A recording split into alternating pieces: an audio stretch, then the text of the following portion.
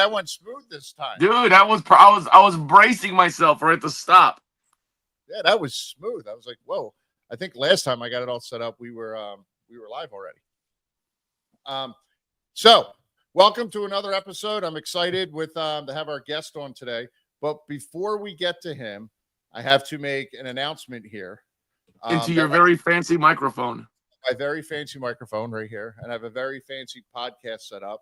I have a pseudo fancy camera here now. But this whole setup here is compliments of Blue Meanie, our guest last week, because he sounded so crisp. I talked to him after the fact, and he was like, no, this is the way you got to go. So this is the way we're going. So I showed you the board so I can make all these funky noises and sounds. Oh, boy. So, I mean, part of the show we'll be hearing this. I mean, so we're good. All right, turn it off. Yeah, so I got all these cool, funky buttons over here now. See? Oh boy. Yeah. So Dino's we can hit that. We've created a monster. I just think it's funny because it says rim shot. Oh, Chaz. Anyway, I have an announcement. Big announcement coming up. Announcement coming right now. We are officially part of the Culture Clash Network. So the Culture Clash Network, CCN, is a platform that will be delivering high quality, impactful, and entertaining content, bringing together a fantastic mix of creators, podcasts, focus on just driving engagement, conversation, helping each other out, having a good time. So it's just another way for us to get out there and us to support them. It's just, and when they say, a different mix, we're definitely adding a different mix. Oh, yes. We're definitely adding a different mix. So that's exciting. That's pretty much all I know. I don't know how much more involved it's, we have to get or be other than just doing this, but I'll find out more information as we go. And then, oh crap. You know what I forgot to do though? See? Do you know when they'll be sending us our lucrative contracts? I don't know, but I said all that and I didn't put this up there. So, hey, here we go. Here we go.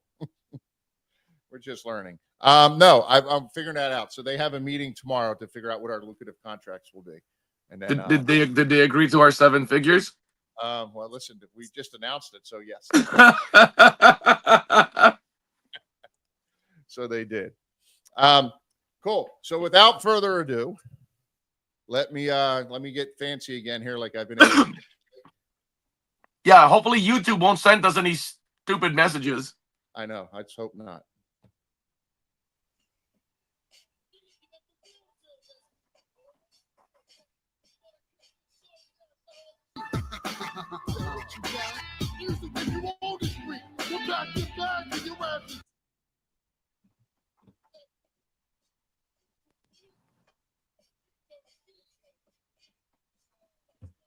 Is it still going?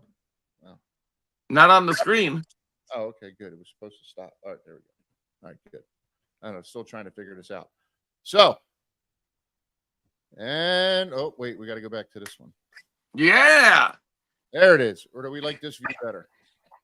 I mean, I'm liking the other, the side by side. That when you figured that out, this looks awesome. Yeah, that looks good. That looks good. Good. D, what's going on, man? What's going on? First of all, I want to say congratulations on joining your new network. I know your 7-figure deal includes an Undertaker action figure, a D'Lo Brown action figure, and a Chaz action figure. So I don't know the other 4, but that 7-figure deal is huge. I need a D'Lo action figure for my wall behind me. You're the only one I don't have. Well, we're going to have to fix that. We're going to have to fix that.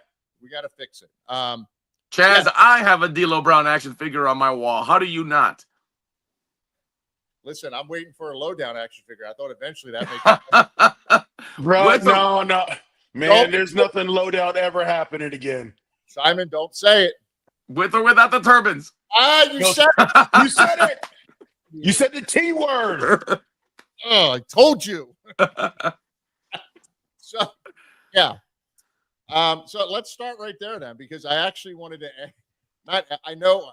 Listen, I've said it before. I've said it in my book. I've said it all over the world. The worst thing, out of all the gimmicks I've done, that not being with you being the worst, the turban, Mm-hmm. the absolute worst thing. But here's my question to you, and I wanted to ask you this. And the reason I'm asking you this is because you had a very successful singles career. Mm-hmm. And I'd go through all your stuff, but everybody knows who you are. You're very successful singles career. You got stuck with Mark Henry. And I was actually thinking about this today. Mark Henry should pay you royalties for the rest of your life because without you, God only knows where Mark Henry would have ended up because you literally took him, trained him, and molded him and made him and helped make him into what he is today. But when you found out you were stuck tagging with me, seriously, be honest. You're not going to hurt my feelings. How did you feel about that? And to be completely honest, you and I both at the time, we were both floating in limbo. And I was excited and a bit miffed miffed that you couldn't find something to do with the guy who has held 2 championships and has been part of a successful stable and had a successful single and tag run, but you couldn't find anything to do. And then on the other side, I was like, okay, well, hell, it's Chaz and I. We're good friends. We already travel together. What's the difference? What's the difference other than now we get to travel in the ring together? So let's try to do this and let's show them what they're missing. This was always my mindset when it came to Lowdown until we got a manager. The manager and the manager was, I talked about this before, the manager we were kind of duped into that because we were told one thing and then the next week we showed up and we were handed genie outfits. Yes. So my only thing with it, and I've shared before how we found out about it, how you, Glenn, Pete Gass, and I were kind of standing there and we're like, Lowdown versus Mean Street Posse, another tag team. Who the hell's Lowdown? When Shane walks by and he was like, oh, Chaz D'Lo, you guys are now Lowdown. Yeah. That's how you found out? Yes. I didn't tell you that? Yes. No. Back to the gym, we're looking at, they used to take the run sheet and they would tape it on the wall next to the locker room. And we're looking at the run sheet for Sunday Night Heat. And there it said Mean Street Posse versus Lowdown. And literally stood there. And I went, another tag team? Who the hell is Lowdown? And here comes Shane walking by. And he goes, no one told you? We're like, clearly not, whatever you're talking about. He's like, Chaz, you and D'Lo are now Lowdown. And Glenn, you have to go see Bruce. Right there. Mm-hmm. I think Hartford, Connecticut. Yeah, I think it was Hartford. So that sounds about right. Yeah, so D and I had that's how we ended up with the basketball pants because that's the only thing we had that matched. And because we literally ran out to Walmart that afternoon. Like, you're be a team. We don't have anything that matches. Right. We literally ran out and went to a Walmart or a Nike store and then came back with it. Yeah, and that's what we came up with. And then so Glenn and I had driven up there. So imagine that 3-hour drive home. That was one of the most awkward drive homes. Ever. Ooh. Yeah. So the part that was awkward for me, and D, I don't know if you remember this or not, but we were waiting to go out. We were up at Gorilla waiting to go out. And D'Lo and I had gotten a ring. We figured out a finisher. We figured out a couple, tag moves to do. And Mean Street Posse's on the way to the ring. And Bruce Pritchard looks up at me and he goes, oh, you have to take all of your earrings out. And I said, why? He goes, we want nothing headbanger. You go out there. And I went, who the hell is Chaz? Like, no idea. So literally trying to figure it out on the spot. But yeah, for some odd reason, I just felt like asking you that question. I don't know. We never really talked about it before. So that's all. And I got to say, I will tell you this. Initially with Lowdown, I was real happy with the way it was going. When we were in the track pants with no tops on, we were out there having matches with the Hardys and with the Dudleys. We were figured in. Yeah. Like we were getting slotted in to start working in the very stacked tag team division. And then a couple weeks went by and then we got Tiger and everything went south. Yeah, they even put Ivory with us. So we were going out there doing the 3-way matches or 6-person matches, whatever you want to call them, with the Hardys and Lita. So there was a couple times we even went over on them. Yeah, no, we went over on the Dudleys, went over on the Hardys. Yeah. I mean, they were ready to put us in a spot, and then somehow Vince had a bright idea to use a guy who's been sitting at home and no one liked, and yeah, And put him with us. then I was And Aladdin. then to make it worse, he got hurt and we got taken off the road. Yes, it's the only time in the history of wrestling a tag team was taken off the road because their manager got hurt. Yeah. Wow. He got hurt. We got taken off. And then, then Puerto Rico happened. So Then Puerto Rico happened, and there we go. yeah, Puerto Rico. Just Puerto Rico happened. Yes. Although Puerto Rico was fun, but no. Puerto Rico had its moments. It had its ups and downs. Some of our fun moments in the room was we would put PlayStation on, and we'd have the Bears play the Bengals football, and in simulation. We weren't playing the game. watch the computer play against. Yes, us. we would put it on 15-minute quarters and just sit back and watch like it was a real game happening. And we would bet on each quarter, like who would score, who would do this, who would do that, and we had bets. Yeah. Yes. Good time. When you have a lot of free time in Puerto Rico, there's not much to think about other than we had a beach 20 feet away and we had PlayStation. Right. And then we had peak asses escapades to keep us laughing. Well, that's a whole different. You could write a book on that. I was gonna say some of the stories you've told me, Chaz, we can't exactly publicize here on the show. No, the FCC will shut us down. The statutes of limitations have not run out. They have not run out yet. No. No. I don't. There's probably still some people, some officials in Puerto Rico looking for us right now. Right. Thank God we got out when we did. Yes. Now I do want to ask D'Lo something because pause right there. Hey D, Henry O. Godwin says, "What's up, boys?" He's watching. I love you, my big ivory tower. I love you. If I could hug you right now, look, I'm hugging you right now. All right, go ahead, Simon. Sorry. I know you didn't want to go into a bunch of D'Lo's accolades, man, but like this is like huge. So my tag team partner, Francisco Chiazzo, used to razz me all the time because every time your name would come up, I would say, that's the first Eurocontinental champion. That's the first Eurocontinental champion. And he would, all right, enough. And I don't understand why that's not such a bigger deal. Chris Jericho being the first undisputed champion, people talk about all the time. The first Universal champion, Finn Balor. But do you have people ever, D'Lo, approach you about that accolade, that accomplishment? Oh yeah, all the time when I go out on appearances. Good. Yeah, no, when I'm out there, people ask me what it felt like. When did I? All the questions you normally get. When did I find out it was happening? How did I feel? What was my reaction? All those things. So yeah, it comes up all the time, and it's a badge of honor, something I hold dear to my heart. I mean, like, think about it. And all the millions of guys and girls who have done things in professional wrestling. For as long as wrestling's been around, to do a first, to have a first of anything is special. So, I mean, I know the boys and girls inside the business appreciate it and talk about it, and I know the fans do too. So it's something that, it's the pivotal and culminating point of my career. Like, that's the peak right there. That's awesome. And it's one of those deals I look back on very fondly. I just didn't know if you got your praise for it or how often people bring it up, because like it's always mystified me. Like how is this not in a giant banner somewhere? Every time I go out, I talk about it. And here's the thing: I only carry the European title with me because no one wants to see the Intercontinental title. I only carry the European title with me on appearances. Yeah, unfortunately, you had the ugly IC belt. Yeah, and I have a story about that too. But it's still an IC belt. So well, you thought it was ugly?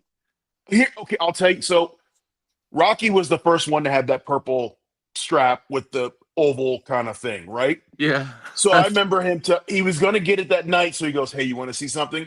And he takes me in the production office. And in the production office, this is where all the big boxes are that have all the belts that are in it, next to all the merch and all that stuff, okay?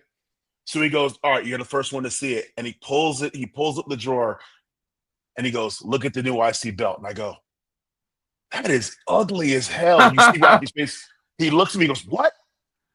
Now, fast forward 6 months when I win the thing, I thought it was the most beautiful belt I'd ever seen in my life. Listen, at that point, I mean, the belts I held for my first tag belt I had was down at Larry's. Was the ugliest belt I've ever seen in my life, but it was the greatest belt I ever saw at the same time. So I Agreed. get it. Yes, It's ugly until it becomes yours, and then she's pretty. Yeah. And she lays right next to you on the bed. I've had a lot of conversations with my belts on the bed, lots of them. Yeah, we'll just leave that there because I know exactly what you're talking about. Thank you. See, this would be perfect for a Patreon after the show. Right. All right. Well, we got to work on that. Yeah. Hey, give me that rim shot. 'Cause that's what. Hold on. What was your shot? Oh, that was your shot. Was Wait a second. Wait a minute. Wow. You wrestle. I've seen you play basketball.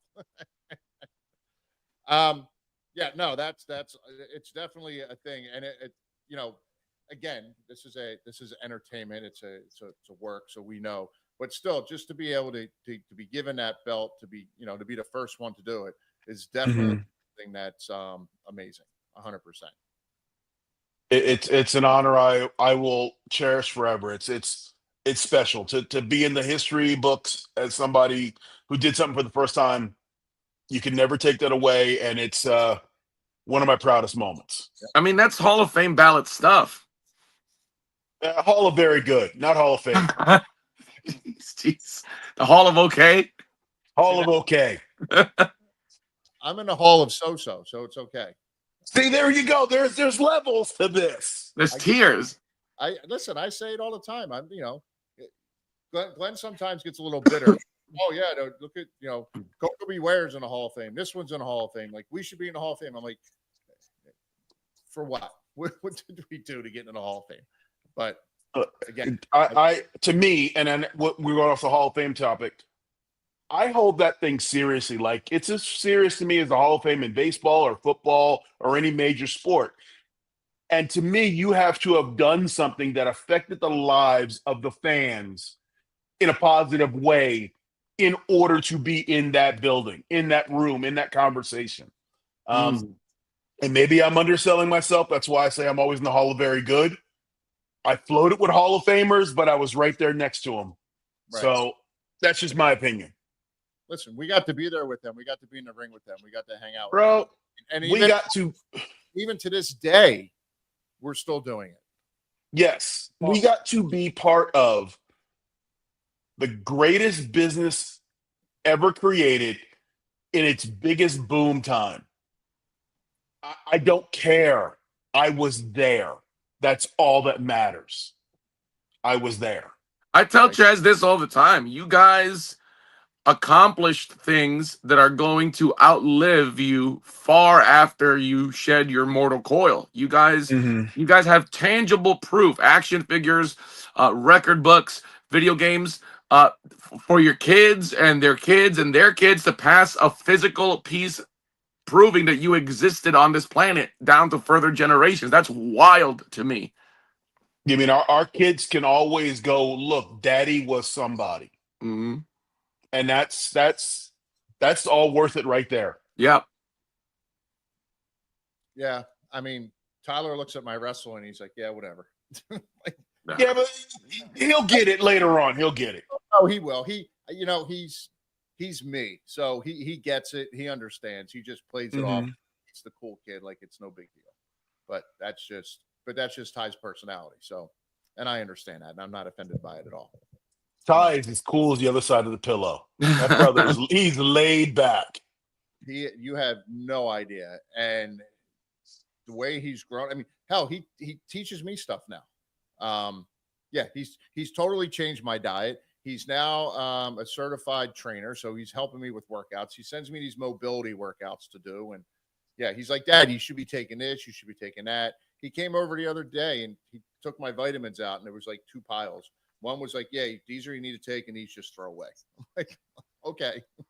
Yeah. It's amazing. You remember him when he was literally tall enough to kick you in the shin, and then here he is, full ass grown man. I mean, he's got to be 6'4" now. I mean, he's taller than I am. He's not. Jeez. He's not bigger, and I still take him down every now and then just so he knows. Well, you got to, as dad, you got to do that, man. You got to let him know. Yeah. You got big dreams, but none of them are bigger than me. No, exactly. My Facebook memories, Chaz, from like 2 weeks ago was you, me, Tyler, and my twins, and the boys are barely above our waists. It was from 12 years ago. Yeah, it's nuts how fast they grow. But all right, so let's move on. So with today's going, okay, so we went back. Now we're going from here. Hold on. Oh yeah, Smoky Mountain days, good times. Without Smoky Mountain, without Cornette, we aren't who we are. Dude, I say it every time I get a chance. I owe more to that man than I can even repay ever. I mean, I'm still making money in this business because of the start and the foundation he gave me. So 100%. Yeah. And I always say, if there is a chance of ever getting into the Hall of OK, he would be the one I want to induct us into it. You know what? You're right. And you never That's want to awesome. put it out there, but yeah, that will be the dude. Like, yeah. Yeah, it would be him. He would be he'd be my first choice and only choice. So yeah. So now you have NXT and TNA. Mhm. How involved are you with that? With like the match calling, the angles, and how did it all come to be? So all that was done. Literally, that was a Scott D'Amore kind of project before he was removed from his position. So he was the one facilitating that, and then the rest just landed in everyone's lap. And it's been something that's really given TNA some exposure, shown a lot of TNA talent to people who may not have seen the product because TNA is on a lesser network. It's a smaller network. So it's exposing, anytime the WWE does anything, it's the masses of pro wrestling fans. So when you get to even just be in the same orbit as them, it exposes your talent to fans who may never have seen them. 100%. And I personally, I like it. I think it's good. Between that and with the Hardys and what they're doing, and now you guys are going to have that Dudleys versus Hardys one last time. I think it's good. I like it because it's exposing everyone to more, and the business is just getting better and hotter. And whenever you can break down these walls between companies, I say it creates these dream matches that you never thought you would see, creates scenarios that fans have only thought about it. And at the end of the day, the two groups that win the most are the boys and the fans. Yes. And if those two groups win, then wrestling's in a great spot. Mm-hmm. I agree 100%. Amen. Yeah, no, it's good stuff. And I think it's just going to get, I think it's going to get better and better, and we'll see where it goes. But I like, because as you know, like, and it's actually next week I'm going up to the PC again to do some guest coaching. But I get to see all that, what's going on backstage, and and the last thing I do is talk about it. But to see it, and because I sit back like LFG. Simon, did you watch last night? I sure did. Did you figure out the two matches? I'll text you later because I think I did, but I don't want to be wrong. No, I texted him because I helped produce two matches that were on LFG last night. Mm-hmm. So to watch and see if you could figure out which two I had my hand in.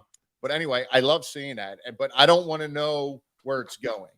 Like I'm there at LFG and I'm watching them tape it, or I'm watching it. I just want to see what I have to do, what I have to help with, and I want to get out because I'm enjoying sitting back as a fan and watching all of it. Seeing where TNA's going, where LFG's going, where NXT's going.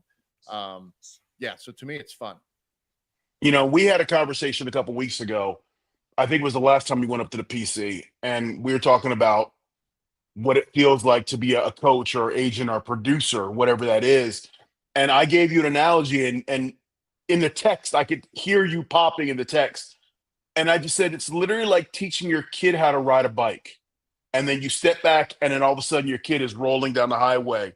And it's like, when you give these young talent the tools to go out there and get a crowd reaction, or to lighten up, give some excitement in their match, and then you see them go pull it off, and when they come back through the curtain and the smile they have lights up the room because they know that it worked.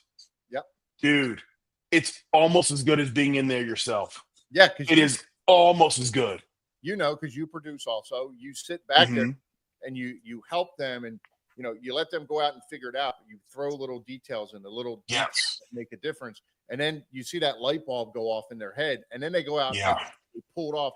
And when they come back, like I'm getting goosebumps right now. I get just excited when they pull it off. Like even watching it last night, knowing the 2 matches I helped with, watching it, I was sitting on the couch going, "Yeah, I'm like, fuck yeah, hell yeah."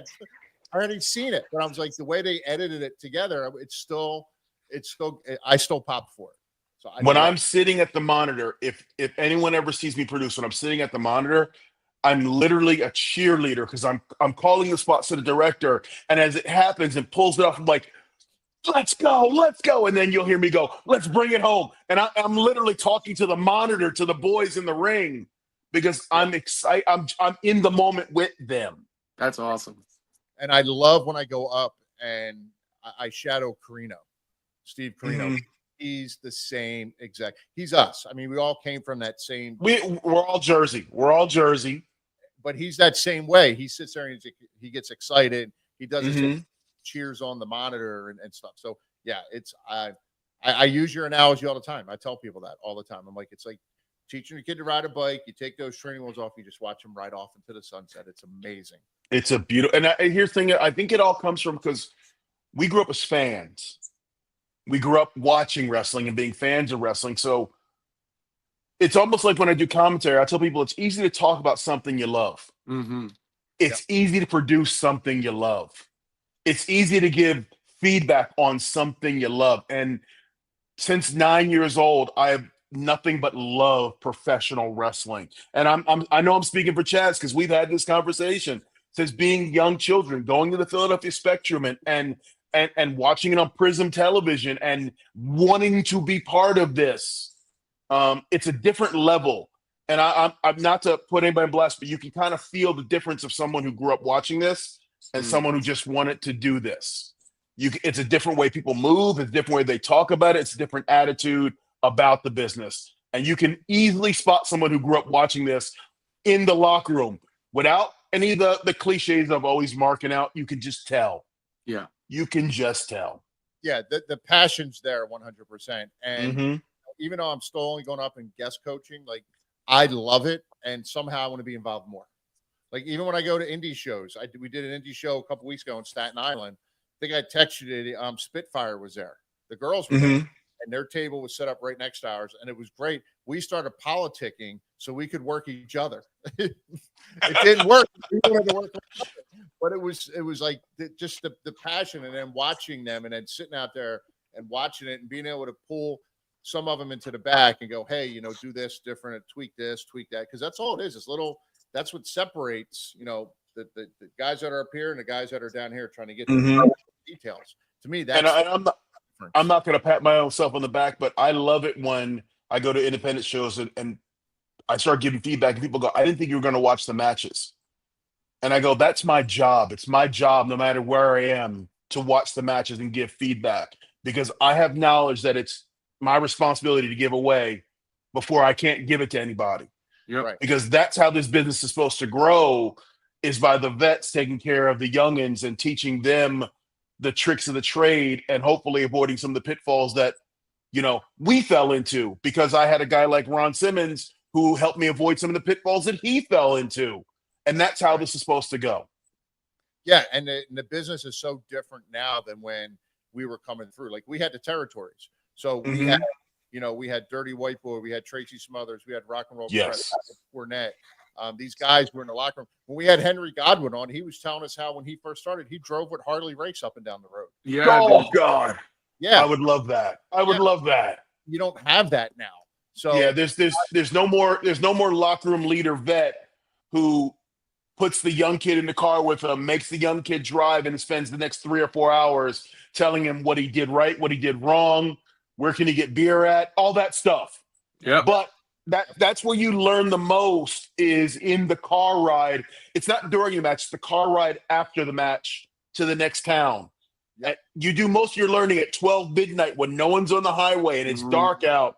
And the only thing open is the McDonald's. And that's where the education is, because you have nothing to do besides talk about what you did and what you need to do to get better.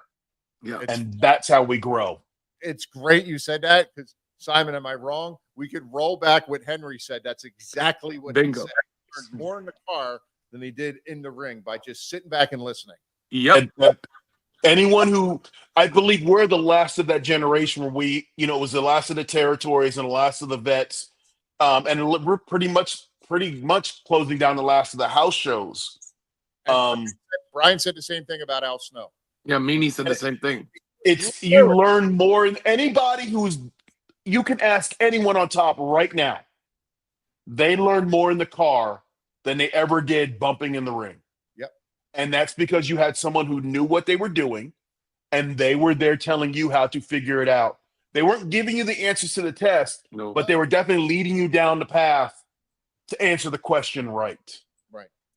Yeah. And that's the time you just sat and listened. Mm-hmm. Soaked it in.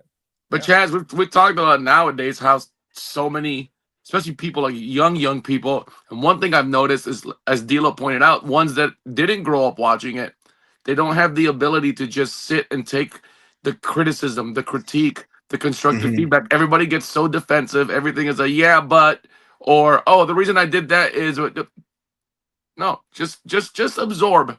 Just sit and absorb. You're not on trial here. I'm not asking you to justify your incorrect actions. Just literally take this perspective, absorb it into your brain, and walk away. And that's it. That's it. I told this is the harsh business in many ways. But if you can't take criticism or critiques, it's going to punch you in the face. I'm not too long ago, I was out at an independent show and I was giving some advice, and the kid go, "Yeah, I know," and I go, "Stop. If you knew, you would have done. You don't know. That's why you didn't do. So don't say, yeah, I know. At this point, it is better to be quiet, ask questions about what I'm talking about. Don't get defensive. Don't get insulted. I'm never going to give destructive criticism. It's all constructive. And it's all to make you better the next time you get in the ring. Mm-hmm. That's all it's for. It is not to break you down. It is actually to build you up. I remember at the school, Bubba and Devon would rather you mess up 1,000 times than to do something okay the first time and then walk away with the mentality of, I got that. Yeah. I got that. Mm-hmm. I heard a long time ago, you want to make a mistake every day of your life as long as you don't make the same mistake twice. Ooh, I like it. Damn. That's awesome. Jeez Louise. So, Dropping knowledge. D'Lo needs to write a book. Motivational quotes. Dude. Brother. We'll make sure we get that part. D'Lo's daily affirmations. There it is. I'll get my app going. I'll get the app going. So speaking of doing something 1,000 times, how many powerbomb leg drops did you take? So for those who don't know, and I'm pretty sure you've told the story. So we all grew up in the same area. We're all Monster Factory grads. In fact, Glenn and Chaz were my initial trainers. And part of that training, I didn't find that out till last week. Really? Of all the time I've known Chaz and I've known about you, I had no idea. He told me the story of you and your friends going to the Monster Factory, and it blew my mind. I'm sorry. Go ahead. I just had to say that because it's such breaking news. Okay. And my friends included a guy named Reckless Youth, Tom Carter, who was the king of the Indies forever. We would rent Larry Sharp's ring, put on our air quotes pay-per-views, and record it. And that's how we started getting involved in wrestling. And then one day Larry was like, "Hey," to me, he's like, "You're pretty big, pretty athletic. You ever think about doing this for real?" And when I say this, Chad, you're going to laugh. Larry goes, "All right, you can be on my next show. You can sell 50 tickets. You can be on my next show." So I sold 4 and I bought the other 46 myself. And that's how I got on my first show. So going back to it, Chaz was one of my initial trainers, him and Glenn. And part of being a student of theirs was when they were working on stuff, they wanted a body that they could trust to be in the right spot at the right time and not panic. But at the same time, you helped us perfect that by Oh yes, it was try this, do this, put your hands here. We built their finish together, but I was the designated bump dummy. So the powerbomb leg drop is one of the most devastating finishes, particularly if you take it about 400 times in a 3-day span. At least because no crash pad. Oh no, crash pad at first. Oh but no! Then it was no crash pad. Let's go. And now I'm taking this power bomb. Hold on. Over and over again. Let me jump in, and then it turned into Chad. You are not doing a leg drop anymore, Glenn. You need to do the leg drop because I kept kicking him in the head. I kept sitting on. Yes, Chad's feet were. His heel would land here. Every like once every 10, he'd put the leg right there, and I'd go, okay, great. And Chaz go, let's do it again. And then the heel would be like here on my collarbone. I'm like, damn, dog. So that's when it was Glenn who could drop the pretty leg and the consistent leg, and that's how we got the powerbomb, the stage dive, the powerbomb leg drop. Dude, I'm Chaz. Of all the matches you and I have had, I'm so thankful I never had to take that move. You're lucky he didn't call that. You're lucky he didn't call that, dog. So once we got it perfected, there's been 2 times that I did the leg drop. If I did the leg drop, you fucked up and you were in trouble because I was in the face.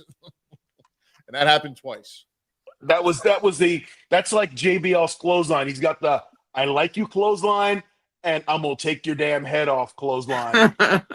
And you can tell the difference as soon as you see it. Same thing with Chaz and the leg drop. If Chaz is going to the top, somebody done something really rotten in the match. It was fine. We had I think we were in like Hershey, Pennsylvania or something. And we had an enhancement match. And I was sitting there, and the kid comes up and he's like, so, we're working tonight and blah, blah, blah, blah, blah. He goes, so here's what we're going to do. I'm going to start in the match, and I'm going to do this. I'm going to do that. And he literally called the entire match to me, and we hadn't even spoken to him. I didn't even know his name. And I was just sitting there, and he walked away, and I looked up, and there was Ron Simmons and Bradshaw sitting there. And Ron was it looked like something like in a movie. He was just sitting there going, and he just dropped his head and he goes, damn. And I was like, and Bradshaw goes, well, we know this is going to be a curtain sellout. I went, shit. All right, here we go. And I got in. Do it now. I locked up with him and I just started bam, bam. And then I tagged Glenn and Glenn puts him in an armbar. It was time to go to the finish. I climbed to the top rope. My ass landed right on his chest. Ooh. And we got in the back. The kid came over. He shook my hand. He said, thank you very much. He grabbed his bag and walked out. And I'll never forget it. Bradshaw goes, well, it seems like he learned his lesson. That was it. Yeah. What can you do? D'Lo, you ever have a moment like that where you just absolutely lost your God-loving mind in the ring? Not to this extent, but I will give you an example. And it was Ron Simmons as well. I was you walk in and you look on the board, and I'm wrestling Vader. Oh, and wrestling Vader is like, oh, damn it. Because Vader is, rest his soul, Vader is stiff. He's a bully and will take advantage of you if you let him. And he's stinky. And his gear can have a hell of a match too. Anyway. So the thing where Vader does the forms in the corner, right? So if you get it down to a nice rhythm, he hits you, you roll with it. Well, Vader on purpose will hit it, and then he'll mess up the timing. So now you're flying into the form that's coming at you. Yeah. So I remember seeing my name on the board, and Ron is a teacher no matter what. So he walks up to me, he's standing there, he's looking at me, and goes, "Oh, Vader, huh? Yeah." He goes, "Don't let him do that to you tonight." And he walks away, and I go, "Let him do what?" And Ron is gone. He's in the wind.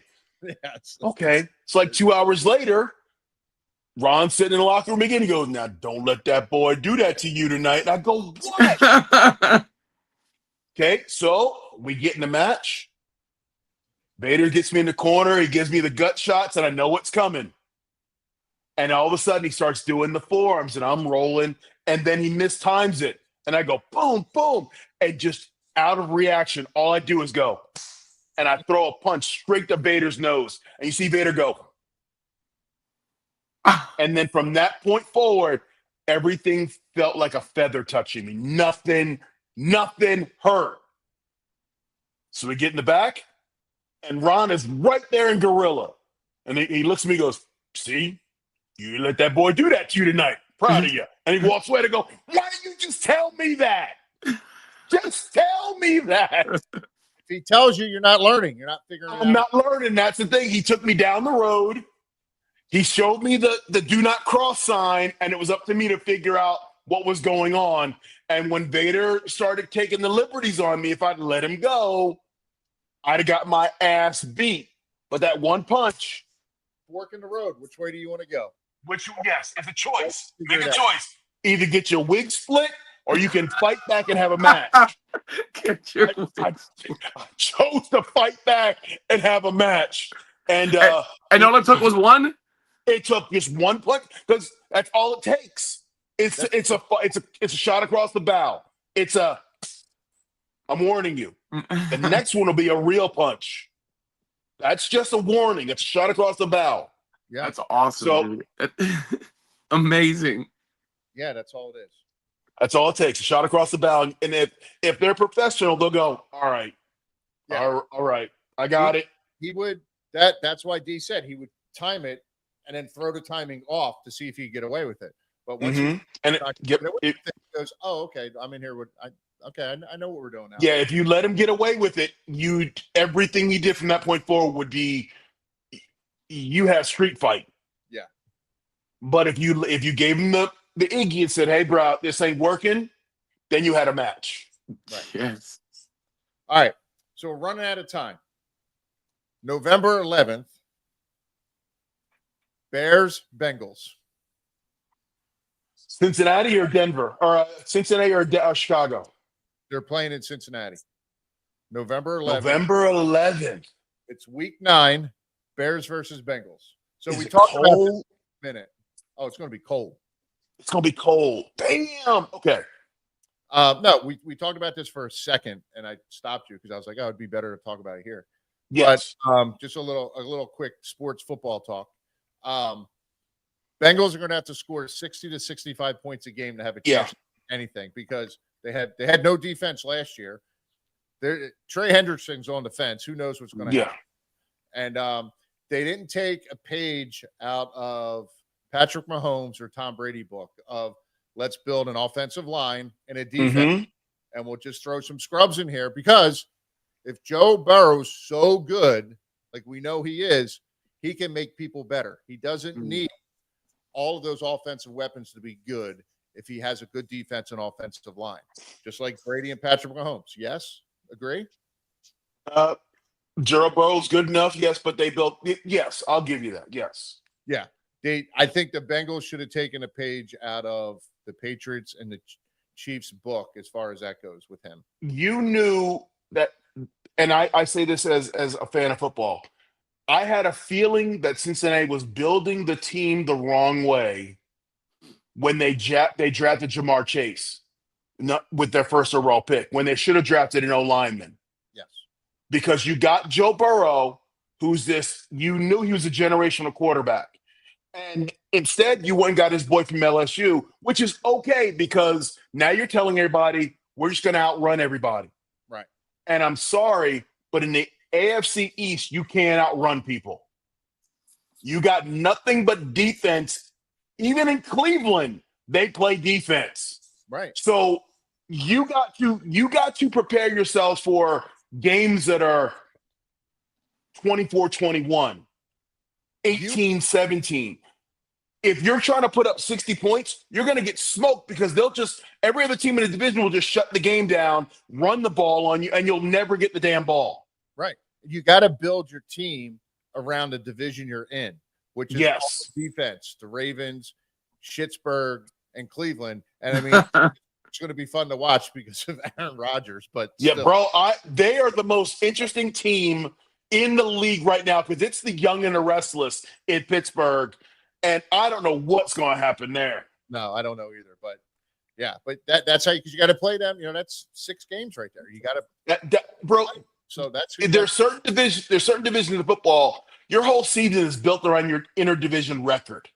Right. That's it. And you guys, it's the black and blue division. You guys, your division takes pride in beating the hell out of each other. Listen, and we've had this conversation before. I remember one year I went with Kyoto to the Steelers-Bengals game. It was the second last game of the year. And Steelers had to win out to make the playoffs. The Bengals had one win going into that game, and that was against the Steelers earlier in the season. Yeah. The Bengals beat them. The Bengals only won 2 games that year, but they swept the Steelers, knocked them out of the playoffs. In my mind, it was a great season because they swept the Steelers. Yeah, well, that's if I beat that team up north, if I beat Green Bay, my season is complete. I can go 2-15. But if those 2 wins are against the Packers, yeah, I'm loving life. Now, if you want to get a real deep dive on the AFC East, go back and watch last year's Hard Knocks when they isolated on the AFC East and they showed you the interdivisional matchups, and just watch the way the boys talk when they're getting ready to play a division opponent compared to a regular team in the NFL. When they talk, when Cincinnati's playing Pittsburgh or Cleveland or Baltimore, you can see Mike Tomlin, the coach, he lights up. Yeah. Because it's the division that matters, and that's football to me. 100%. I agree. Simon, I thought we were talking about baseball the whole time. I know nothing about sports. It's okay, dog. Don't worry about it. Simon, well, D'Lo, I just wanted to say thank you for your time. Thank you for I'm the resident fanboy of the show, even though I've been in and around the business. But I was so pumped when Chaz told me that you agreed to come on and do this, because I have been an enormous fan since my formative years. I've got multiple of your figures, posters, you name it, here at the house right now that I've passed on to my kids. So just thank you for your contributions.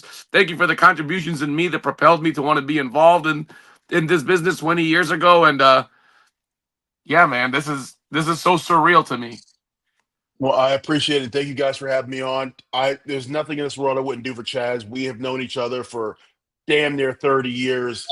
And the funniest part is both of us growing up in Jersey, we didn't realize this until until obviously we started talking, but our high schools actually wrestled one another. Wrestled each other. That's crazy. Yes. We were on the mat at the same time. Hey, so speaking of that, not to get somber for a minute, but Albert passed away.